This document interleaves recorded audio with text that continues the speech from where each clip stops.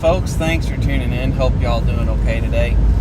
So, I don't know what brought this to mind, but I figured that it could prove to be worthwhile sharing. Good grief, this was 15, 20 years ago. I was going to one of the larger churches in the town that I lived in at the time, and I was really good friends with one of the ministers and pastors there. And one of the things that he would do on Sundays is he was in charge of the team that ran the soundboard, and then we actually had cameras. Bear in mind, this was from the early 2000s up until, I think I quit going there in 2010. They actually did TV broadcast. So, I knew this guy very well. Really great guy to hang out with.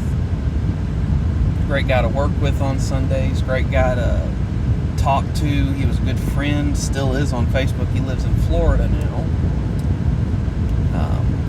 But anyway, one of his mannerisms is whenever he would get to a spot that he was staying, he never ever left his keys in his pockets. His keys would go on a desk or a table in the building somewhere. Always. So, one time, snatched his keys up, went out to his, and held on to him for a little over an hour, and it was weird because he, you could tell he got looking for his keys, though he never mentioned it, because he just, I might have set them in my office, or over here, or someplace, and so he didn't mention it. But I go outside to his vehicle, and spun it 180 degrees in his parking spot. I think I did the same thing another time and just moved it one row over, so the exact same spot but one row over, and the parking lot was 90% empty this particular day for whatever reason I was there. So that was kind of funny. Another prank that I pulled on him is the room that we had worship service in was multi-purpose. It was a gymnasium that doubled as the sanctuary.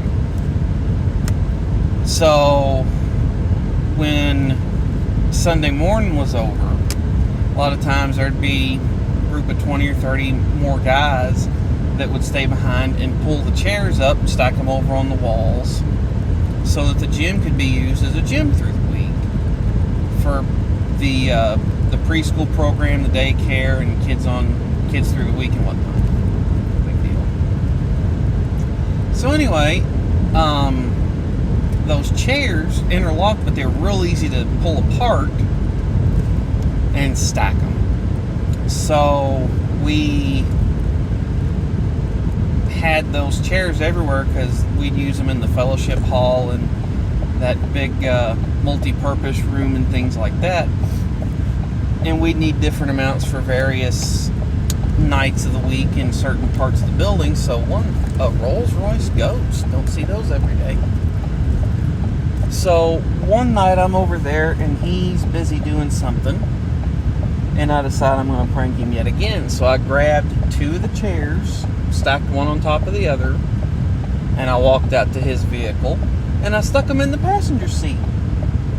He never figured any of those pranks out, which made it all the better, and I thought was hilarious because the one time that he realized something was going on was the time I nabbed his keys to mess with his vehicle, and he never asked anybody, never did anything about it. But he's a solid guy to hang out with. He would take when I was a teenager, I did a lot of volunteer work there. I was there most every Sunday. And when we would he had a boat that was kept about 30, 45 minutes away on one of the local rivers, and we would go, he would take me and my buddies out boating twice a summer. It's kind of, thank you for doing this, you're helping me out quite a bit, I appreciate it. And we'd have a ball. We'd go tubing. Other people would go skiing because I never could. We had a ball. Great guy to hang out with.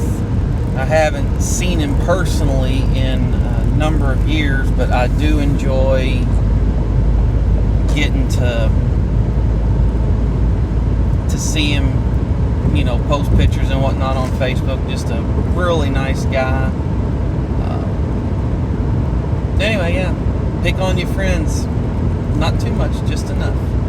Make them scratch their head and wonder how that happened. That's the best kind of prank. That's what I got, folks. Thanks for tuning in. Catch y'all next time.